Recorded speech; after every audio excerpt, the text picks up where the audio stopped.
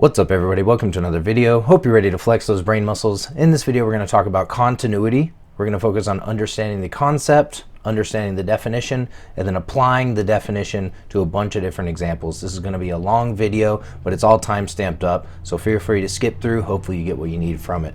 Let's jump right into it. Here are a bunch of examples of functions that are continuous. We can call them continuous functions. We can say they are continuous on the set of real numbers. We can say they're continuous for every real number x. All of those things would be true, and these should look familiar. Top left we got a quadratic. Top right we have a periodic function like sine or cosine. Bottom left we got a exponential function, and then bottom right polynomial. Continuous functions, so be thinking about what you notice about these functions compared to these functions here. Each of these functions have exactly one discontinuity. In fact, they're all at the same place. Where x equals 1, each function is discontinuous. Top left here, this is a rational function. We have an asymptote. Top right, we got this hole. Bottom left, we got this jump. And then bottom right, we got again a hole. Even though it's filled in down here, the function's still not continuous at 1. So be thinking about, what do you notice the difference between these functions and these functions? Let's talk about it. There are some informal ways to think about continuity. Some of these you may have just noticed. One of them is you can put your pencil down and draw the entire graph without picking it up. This is how I was taught when I was in school. I told this to my students. Some of them said, wait a minute, mister, I can do this. I can draw a hole without picking my pencil up. And I was like, you know what, touche, fair enough. So maybe we add a condition that we don't overlap, because you have to overlap to draw that hole without picking up your pencil. Or you can just get the idea. We're putting our pencil down, we're drawing curves and lines and that sort of thing. All right, what else can we say? One piece, no breaks. These are things my students said when I asked them what they noticed, as well as no asymptotes, holes, or jumps. So we can name the types of discontinuities we saw, and we can just say there are none of those in continuous functions. Those would all be true, and these are great informal or conceptual ways of thinking about continuity. What about the formal definition? Now that we've started learning about limits, we can finally understand the formal definition of continuity, because it involves limits. A function f is continuous at x equals a if each of the following are true. All three of these statements have to be true. First, the limit as x approaches a of the function has to exist. Second, the function has to be defined at a. And third, those two things have to equal each other. That is, the limit of the function as x approaches a has to equal f of a. So three things. We're going to practice applying these, looking at different examples. We're going to start with some graphs like this graph here. We're going to keep them real simple. And I'm going to have the definition posted in the bottom left here, at least for the beginning part of the video while we're learning this. So is this function continuous at x equals 1? Justify your answer using the definition of continuity. And I really want us to practice using the definition, right? Because when I showed this to my students, what a lot of them wanted to say is, it's not continuous at 1 because there's a jump. And I get what you're saying, and that's true, there is a jump, but we want to practice applying the definition. What is it about the definition that breaks, that doesn't hold true for this example? Why do we want to practice that? Well, maybe we're preparing for FRQs to take the AP Calculus exam, where we really want to justify things rigorously using definitions. Maybe we're preparing for more advanced math courses, where we really want to justify things using definitions and being precise. So this is good practice to help us prepare for those things, and to use this nice justification language, right? Since, those kind of sentences. Because, therefore, that kind of stuff. Awesome. All right, let's jump right into it. How can we justify this? Well, does the limit exist? It does not. As x approaches 1, from the left the limit is 1, from the right the limit is 2.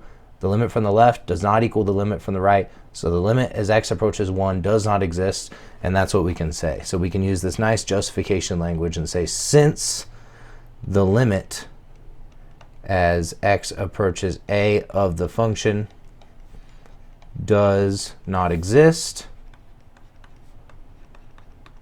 and sorry, instead of saying a, let me be specific here. What is a in this case? It's 1.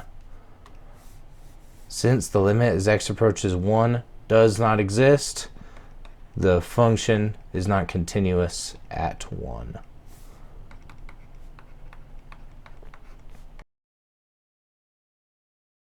Awesome. Great sentence justifying why this function is not continuous at 1. Let's try another example here. All right, we're looking at another graph. Same exact question, is this function continuous at x equals 1?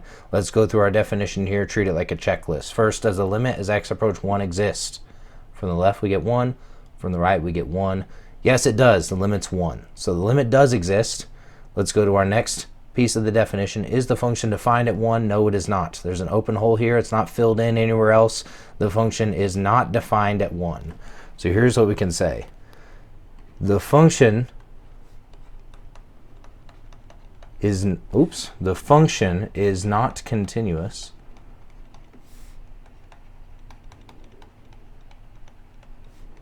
at x equals 1 because, so I'm using a different type of justification sentence stem here. The function is not continuous at x equals 1 because f of 1 is not defined. So here's the claim because here's the justification using the definition. Awesome. Hopefully this is making sense. Let's go to the next example here. All right, this time the graph looks very similar. There's still that hole there. This time it's filled in down here. Let's see how that changes things. So does the limit exist? Yes, it does. From the left, it's 1. From the right, it's 1. The limit equals 1. Is the function defined? This time it is. F of 1 is negative 1, right? F of a means the y value when x equals a. So f of 1 is the y value when x equals 1, which is down here at negative 1. Those two things are not equal to each other. 1, which is the limit, does not equal negative 1, which is the value of the function. So that's going to be our justification here, is that, let's say, we can write it out. The limit as x approaches 1 of the function equals 1 and f of 1 equals negative 1. So let's just write that as a sentence. These two things are true. And now we can say, since these two things are not equal, so since the limit as x approaches 1 of the function does not equal f of 1, we can conclude that the function is not continuous at x equals 1. Boom. Awesome. All right, hopefully this is making sense. Again, we're just practicing applying this definition, figuring out which part of the definition isn't true for each of these 3 examples so far. And so I'm just going to quickly go through this last example where now all 3 of these things are true, right? Conceptually, we can think about it. We can put our pencil down, draw the entire thing. There's no jumps, holes, breaks, asymptotes. It's all one piece. All those conceptual things are true. And now we can apply the definition. We can see that the limit as x approaches 1 is 1. The function is defined, and f of 1 is also 1, and those things are equal to each other. So let's go ahead and write out a nice sentence justifying why this function is continuous at 1, and then move on to a different type of example. All right, so here's what I wrote out. Since the limit as x approaches 1 equals f of 1, which both equal 1. So what I'm saying with this one this one equation, right, connected with these 2 equal signs, is that the limit's 1, f of 1 is 1, and those are equal. I'm saying all those things at once, which is kind of cool. Since that's the case, the function's continuous at x equals 1. Hopefully that's making sense. Let's jump into another example. This is a check for understanding. So here's what I want you to do. Pause the video, and here's your task. Identify all the points, the x values for which the function is discontinuous between -9 and 9. Pause the video, try to identify them all, and then be looking down at this definition, and for each one try to justify using the definition why the function is not continuous at that point. All right, hopefully you paused and thought about it. Let's go one by one. I see 1, 2, 3, 4, 5 places where the function is discontinuous between -9 and 9. The first is here at -6. Why is the function not continuous at -6? Because the limit does not exist. From the left it's -2, from the right it's 2. The next one I see is here at -3. The function is not defined at -3, so it's not continuous. At -2, again, the limit doesn't exist. There's a jump. From the left, the limit's 0. From the right, the limit's 2. Limit doesn't exist, therefore not continuous. Here at x equals 2, the limit exists, the function's defined, but those two things are not equal to one another, right? The limit's 4, and the value of the function at 2 is 6. 4 does not equal 6. Finally, 6, the limit doesn't exist. We have this jump here. So since the limit doesn't exist, the function is not continuous at 6. Hopefully this is making sense. We can look at a graph, and we can determine whether or not it's continuous and justify it using the definition. Let's look at some examples of different types of discontinuities. We've already seen holes as types of discontinuities, where the function's either not defined or where it's defined somewhere else, like filled in up here, and so the value of the function is not equal to the limit. These are called removable discontinuities. Removable. Why do we call them removable? Because all we have to do to get rid of it is to add a point here, fill in the hole, which we can do by taking a function and like making it piecewise, for example, and filling in the hole by defining the function at a to be whatever the y value of the hole is, right? So they are pretty easy to remove in comparison to the other types of discontinuities. Infinite. Why do we call this infinite? Because look at the limits. From the left, this limit goes to infinity. The y values get bigger and bigger. From the right, negative infinity, smaller and smaller. So infinite limits here, infinite discontinuity. Jump discontinuity should make sense. There's a jump there, right? Finally, oscillating. This one's weird. Here's the prime example. If you've heard about this before, you've probably seen this function used as the example, because it's like the example. Sine 1 over x, right? So this function oscillates over and over, faster and faster, and as we approach 0 for this function is the a value where it's not continuous. As we approach 0, the y values don't get closer to any particular number. They just keep bouncing up, down, up, down, up, down. So the limit doesn't exist, so it's not continuous. Trippy example, but I wanted to at least show this is a thing that you might see. All right, so this is a very common type of problem when we're talking about continuity, which is here's a piecewise function. Is the function continuous at this break point, right? So we need to find the limit of the function at that break point, which if you're unsure how to do that, I recommend clicking this video that's going to pop up right here, limits of piecewise functions. So first we do that, then we find the value of the function and we check if those two things are equal. So how do we find a limit of a piecewise function? We have to check the left and the right limits.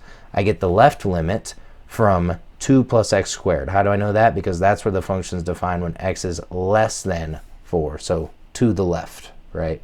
So 2 plus x squared is on the left-hand side of 4, and 14 plus x is on the right-hand side. So I'm going to plug 4 into 2 plus x squared to get the limit from the left, and I'm going to plug 2 into 14 plus x to get both the limit from the right and f of 4, because that's where the or equal to is, right? So let's go ahead and find that. F of 4 is 14 plus 4, which is 18. And that's also the limit from the right, 18. So that's the limit from the right. So now we just need to check, is the limit from the left also 18? If that's the case, then this function is continuous because the limit equals the value of the function. Okay, so from the left, let's see, 4 squared, 16, plus 2, 18. That's the limit from the left. So the limit from the left is 18, and the limit from the right is 18. So the limit exists and equals 18. And the value of the function at 4 equals 18. Those are equal. How did we know that? Again, greater than or equal to. Okay, all right, hopefully this is making sense. Let's justify it. We found f is continuous, and here's how we can justify why. Since Awesome. So since the limit and the value of the function are both 18, the function is continuous at x equals 4. Hopefully that makes sense. Let's try another example. Very similar. Another piecewise function. Is this function continuous at 0? This time let's throw in some trig. Why not? Throw back. All right, so first we're going to check the left and right limits, see if those equal. So what's the limit from the left? That's going to be given by 1 over cosine x. So from the left, as x approaches 0. From the right, that's going to come from this expression here, cosine of x plus pi. Okay, so each one of these I'm going to plug in 0. What is the cosine of 0? Throw back to some trig. Where is 0 on the unit circle? The angle 0 is over here. What is the x value there? It's 1. So cosine of 0 is 1, and 1 over 1 is 1. So that's the limit from the left is 1. All right, now we're finding the cosine of x plus pi. So I'm plugging 0 in, so 0 plus pi. So the cosine of pi, which is over here. Cosine of pi, let's see, so pi is over here. What's the x value there? Negative 1. So the limit from the left is 1. The limit from the right is negative 1. That tells us there's a jump. The limit does not exist as x approaches 0. So here's what we can write. All right, since the limit does not exist as x approaches 0, f is not continuous at x equals 0. Let's try one last example that's like this, looking at another piecewise function. Is this function continuous at x equals 3? And there's kind of a trick to this. I can look at it and immediately tell you it's not. And how do I know that? I'm looking at this second piece of the definition here, right? Is f of 3 defined? Look at these inequalities. X is greater than 3, x is less than 3. When x equals 3, the function is not defined. It doesn't give me anything to determine the value of the function at 3. So here's what we can say. Since f of 3 is not defined, the function is not continuous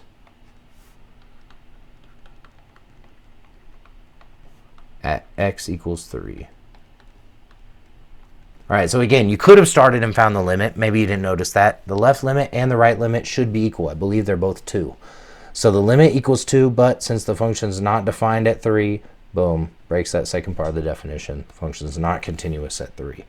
Hopefully that's making sense, and that's why it's so important to think about, to make sure we're thinking about not only the limit, but also the value of the function, using these inequalities to determine what the value of the function is for these types of examples. Let's look at another type of example. We have another piecewise function here, and this time we're trying to find all values of k that make this function continuous. This is a very common type of problem that we see in AP Calculus related to continuity. So how can we think about this? We're going to find all values of k that make the function continuous. What would it mean for this function to be continuous? Well, the limit from the left, which we get from 5x plus k, that's what's defined to the left of -4.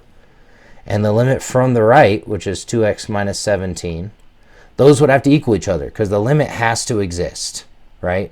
What else has to happen? F of -4 has to be defined. Okay, that's what we get from the top expression. So it is defined. We can plug -4 in, and we can actually get a number right now with that top expression. And those two things have to equal each other. So first I'm going to figure out how can the limit from the left equal the limit from the right. And what I can notice is if this equals 2x minus 17, well, guess what? 2x minus 17 is how I get the value of the function. So by making sure that the left and right limits equal, for this example in particular, I am also checking that f of -4 equals the limit. Hopefully that's making some sense, right? Remember back to this first example here.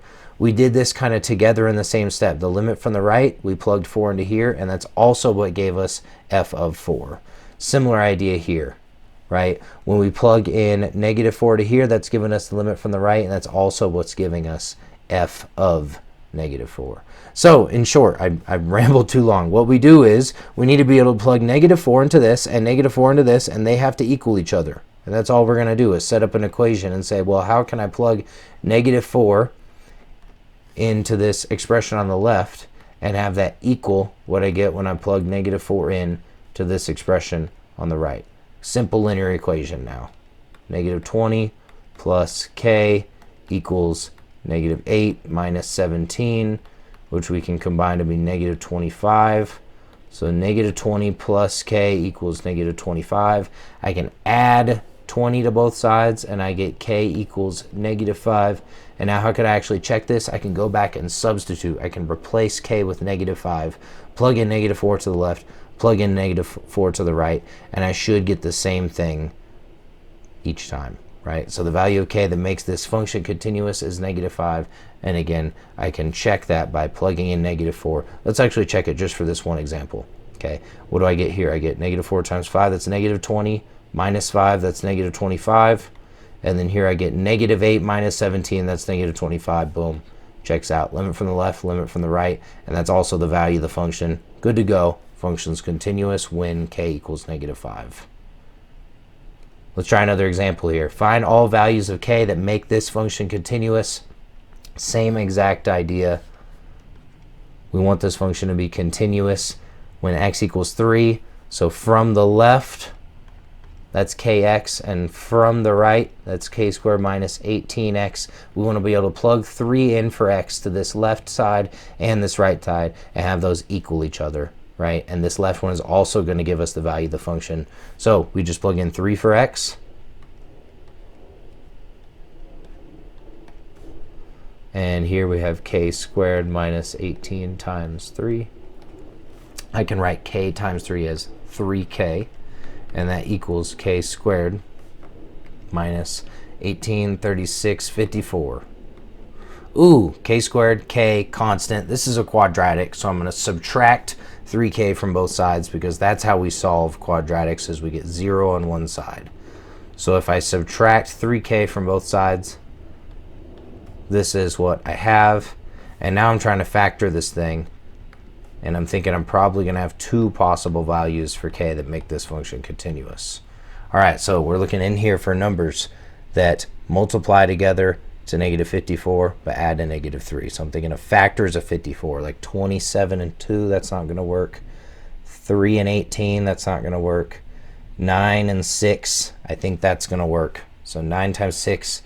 So one needs to be negative, one needs to be positive, and the 9 needs to be negative, so that when we add them together, we end up with negative 3. Amazing. So we should get two solutions now. K equals 9 and k equals negative 6. I'm not going to check each of these, but I encourage you to do it on your own. Go back. If you plug 9 in for k, that's going to make it to where when we plug 3 into each of these, they're equal. And the same thing will also happen with negative 6. So we found two values of k that make this function continuous. Awesome. All right, one last example here. This is a weird one, right? Look at there's no inequalities. This function is defined as this rational function when x does not equal 0, not equal 4, and as k when x equals 4. So that means everywhere except for 4, the values of the function are given by this top expression here, except for 4. Okay, so really what we're trying to figure out is, what do we need to make k to where it fills in this hole where the function is not defined by this top expression, right? So fills in this hole. So how can I figure that out? Well, I could try plugging 4 into this top expression. When I do that, I'm going to get 0 over 0 though. 16 minus 4 minus 12 is 0. 4 minus 4 is 0, which means this rational function probably has a hole at 4 already. So there's a hole at 4. So what do we need to do? We need to find the y value of the hole. And that's exactly what we do when we do this. If you remember doing this, the limit as x approaches 4. We're figuring out what is the y value of the hole, right? What are the function values getting closer and closer to as x approaches 4?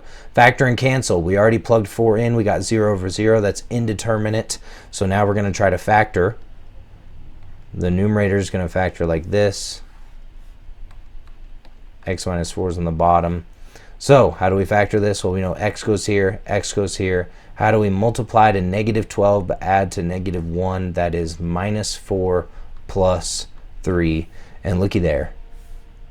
These cancel out, which is what I anticipated would happen. So now we can go plug 4 into the function. We get 7, and that's what k needs to be. That is the y value of the hole. So that's what we let k be in order to fill in that hole and make this function continuous. And again, this just kind of reinforces why we call these removable discontinuities.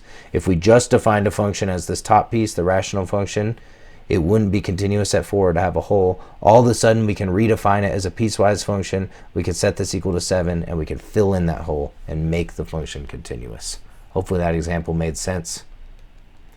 Let's jump into continuity over an interval. An open interval, f, is continuous over the interval a, b. So open because we don't care about the endpoints, a and b. If f is continuous at every value of x between a and b. So we don't care about the endpoints, so we're just looking at every value of x between a and b. So let's look at this graph, and let's look at some different intervals. And let's see if for each interval we can say whether or not the function is continuous on that interval or over that interval. So from negative 6 to 2, when x is negative 6 to x is 2, I'm looking at all the x values between negative 6 and 2. I see a hole here, I see a jump here. No, there are points where the function is not continuous between negative 6 and 2. So we're going to say not, the function is not continuous over this interval. What about from negative 2 to 2, from here to here? Well, every value between negative 2 and 2, it's a smooth line, right? There's no holes, jumps, asymptotes. We could put our pencil down, so all that's intuitive. How we would say it formally is the limit exists everywhere, the function is defined everywhere, those are equal. Yes, continuous. So with these types of problems is actually where the conceptual piece comes in handy, right? It's kind of easier just to look and say no holes, no jumps, no asymptotes. So let's try again. 0 to 4. 0 to 4. I see a hole here. It's filled in up here. Function's not continuous because the limit doesn't equal the value of the function. All we need to do is find one point in this interval where the function's not continuous to say that the function's not continuous over this interval. Right? For it to be continuous, it has to happen at every single one. So to show it's not, we just need to find one. From 6 to 9, the function is continuous. Right? I can put my pencil down and draw all the way to here. No jumps, holes, breaks. It's all one piece. Awesome. All right, this should be pretty straightforward. It gets a little bit trickier when we're dealing with a closed interval. Continuity over a closed interval. So this time we do care about the endpoints. So we start with the same definition as open interval. It has to be continuous at every value of x between a and b. But what else has to happen? We care about these endpoints. So the function has to be defined at the endpoints, and the limit as x approaches a from the right has to equal f of a. So why is that the case? Because, well, a is the left endpoint, b is the right endpoint. So the function has to be defined at a, and the limit as x approaches a from the right. So from inside the interval, we're going toward the endpoint. That limit has to equal the value of the function at a. Same thing here, has to be defined, and the limit from the left has to equal the value of the function. Okay, so we're doing the same thing as before, but then checking these endpoints. Let's practice. All right, closed intervals from -6 to -3. So same idea. Is the function continuous on this interval or not? So -6, -3, the function's continuous for every point between. So now we check the endpoints. On the left, the function is defined, and the limit from the right equals 2, which is where the function is defined. On the right here, the function is not defined, so we don't even have to go further. We can say not continuous on this interval, right? So that right-hand endpoint at -3 broke it. All right, -2 to 2. Let's check this. -2 to 2. It is continuous between, but both of these endpoints mess us up, right? The function is defined at -2, but it's defined at 0, and the limit from the right is 2. Those are not equal to each other. So that's exactly what this is saying, is f of -2 is 0 in this case, and that does not equal the limit from the right toward -2. So we can say not continuous. Hopefully that's making sense how I'm concluding that. From 3 to 6. 3 to 6. Everything in between looks good. Left endpoint looks good. It's defined. Limit from the right. Those are both 3. And the right endpoint looks good too. It's defined, and the limit from the left as x approaches 6 is 6. So we are good on this interval. The function is continuous on the interval from 3 to 6, the closed interval there. Finally, 6 to 9. What's wrong with this? Well, let's look at this left endpoint here, 6. The function is defined at 6, but way up here. Right? When we plug in 6, we get 6, but the limit from the right as x approaches 6 is 2. Those are not equal, so the function is not continuous on this closed interval. All right, so only one of these the function was continuous on. Final type of example. Let's take one closed interval, look at 3 different functions, and I want you to think about which of these functions are continuous on this interval. These are all rational functions. What types of discontinuities do rational functions have? Well, they have holes and they have asymptotes, potentially. So that's what we need to investigate. So let's start first with the function f. Where do we figure out discontinuities of a rational function? From the denominator, okay? So when the denominator equals 0, that tells us they're either a hole or an asymptote at that point on the graph, okay? So we can set the denominator equal to 0, and we're going to actually factor to find the solutions to this equation. We're going to factor this quadratic. This is a quadratic where a equals 1, so I can write x here and x here, and I'm looking for numbers that multiply to 3 and add to 4. This one's really easy. Plus, plus. So what are the discontinuities for this function? Well, there's one at -1, and there's one at -3. And we can't tell whether these are holes or asymptotes, but we actually don't really care because both of those are discontinuities. So all we need to check is, are either of these between 0 and 3, including the endpoints? And no, they're not. They're both outside completely of this interval. And so we can say, yes, this function is continuous on the interval, the closed interval from 0 to 3. Okay. Hopefully that made sense. Let's try this function g, same exact thing. We get discontinuities from the denominator, setting the denominator equal to 0. This is a difference of squares. So x minus 1 and x plus 1. And that tells us there are discontinuities at 1 and -1. Again, we're not sure which is a whole, which is an asymptote. We don't care, because all it's asking is the function continuous on this interval? And we just found a value x that's in this interval where the function is not continuous.